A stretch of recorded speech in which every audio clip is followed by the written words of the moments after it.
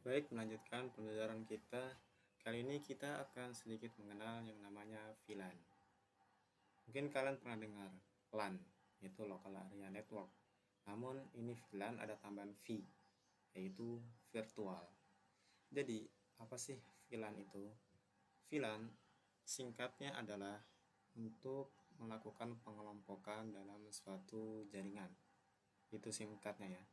Kalau panjangnya bisa kalian searching di internet, banyak referensinya. Kenapa sih kita harus pakai VLAN? Kenapa, sebabnya, apa sih dampaknya, dan kenapa kalau kita nggak pakai VLAN? Nah, jadi untuk menggunakan VLAN itu kita menggunakan yang namanya switch. Yang mana switch ini bekerja di layer 2, yaitu layer data link. Switch sendiri itu dibagi dua jenis. Ada yang switch manageable dan switch unmanageable. Untuk switch manageable itu yang akan digunakan sebagai alat untuk switch VLAN. Kalau kita menggunakan switch unmanageable, itu kita nggak bisa mengkonfigurasi VLAN.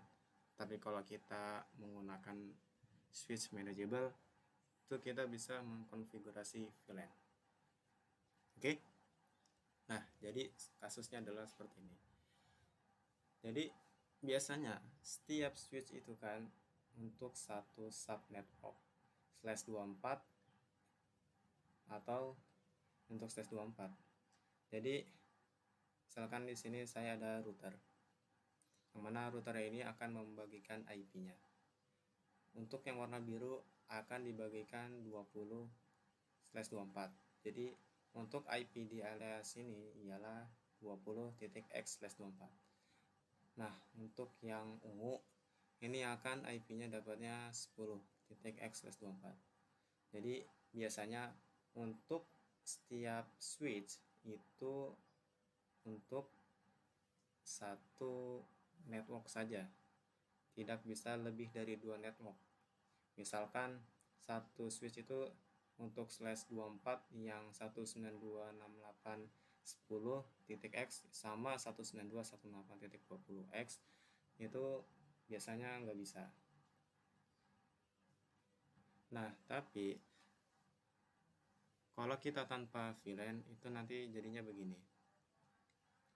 Jadi ketika kita ingin men-setup suatu jaringan, misalkan ini lantai 1, yang mana lantai 1 ini ada dua bagian, yaitu murid dan juga guru. Nah, setiap bagian ini itu memiliki IP yang berbeda, yaitu yang guru 10.x, yang murid 20.x. Jadi untuk itu, karena dia berbeda subnetwork, maka dia membutuhkan switch yang berbeda. Itu untuk lantai 1. Nah, bagaimana jika dalam jaringan ini ada 2 lantai? Yaitu seperti ini.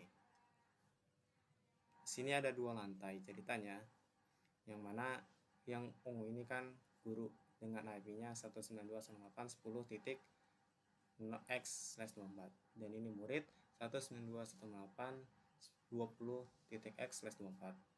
Maka IP-nya itu bersumber dari router. Dari router ini dia akan mengirim ke guru 10.x untuk di lantai 1 ini. Nah, baru di lantai 2 dia akan menerima IP-nya. Nah, untuk yang murid, maka routernya ini akan mengirimkan IP ke murid di switch ini 192.168.20.x/24 untuk yang lantai 1. Nah, untuk yang lantai 2 dia akan mendapatkan juga dari switch yang lantai 1 dengan menghubungkan setiap switchnya. Jadi untuk menerapkan ini kita membutuhkan 4 switch dan kabel yang banyak. Nah, dari segi efisiensi itu justru malah kurang efisien karena membutuhkan banyak switch. Dengan adanya VLAN itu memungkinkan kita satu switch ini itu bisa 2 subnetwork. Jadi misalkan di lantai 1 ini ada guru dan juga murid. Nah, Dengan adanya VLAN, kita tidak perlu menggunakan dua switch untuk setiap networknya. Karena dengan VLAN itu kita bisa kelompokkan dengan satu switch, walaupun di dalam switch ini banyak network.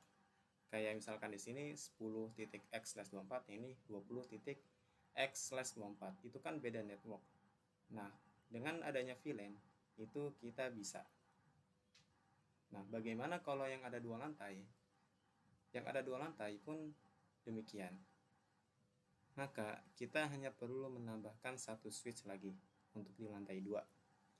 Nah, nanti yang di lantai 2-nya ini itu menggunakan proses mode terang.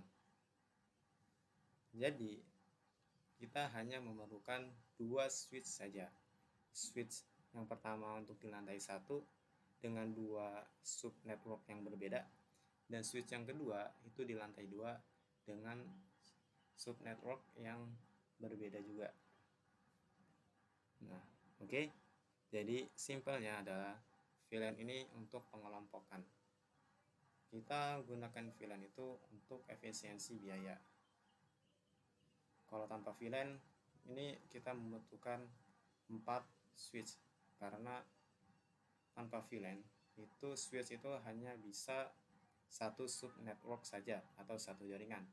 Tapi dengan VLAN, yaitu dengan switch manageable, itu kita bisa satu switch lebih dari satu sub network, bisa 2, bisa 3, bisa 4, dan selebihnya. Oke, jadi sebelum kita konfigurasi VLAN, alangkah baiknya kita memahami dulu konsep seperti ini. Jika kalian masih kurang paham, kalian bisa putar-putar video ini sekali, 2 kali, 3 kali. Ataupun jika masih belum paham, kalian bisa tanyakan di kolom komentar. Ataupun jika kalian ingin mempelajari lebih lanjut, kalian bisa cari di Google referensi tentang VLAN. Oke, sampai jumpa di video selanjutnya.